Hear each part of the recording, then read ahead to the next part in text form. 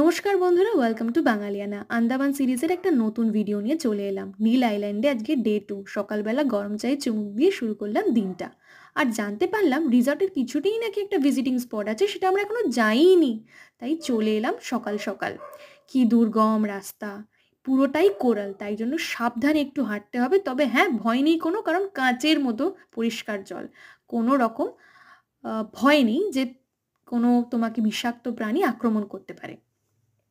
তবে ভাবছো কেন এত কষ্ট করছি? কষ্ট করলেই কিন্তু কেষ্ট পাওয়া যায়। আমি যাচ্ছি সেই আন্দামানের স্পেশাল ন্যাচারাল ব্রিজ, যাকে আমরা বলি হাওড়া ব্রিজ, সেইটা দেখতে। এই দেখো, অসাধারণ সুন্দর, প্রকৃতিরই দান। দেখে নিয়েছি, এবার ফিরতে হবে আবার দুর্গম সেই রাস্তা ধরে। আচ্ছা, তোমরা কি জানো যে এখানে একটা ফল দেখানো হবে? সেই ফলটা কি? আমি কিন্তু জানি না। তোমরা কেউ জানলে অবশ্যই আমাকে জানিও। টাটা।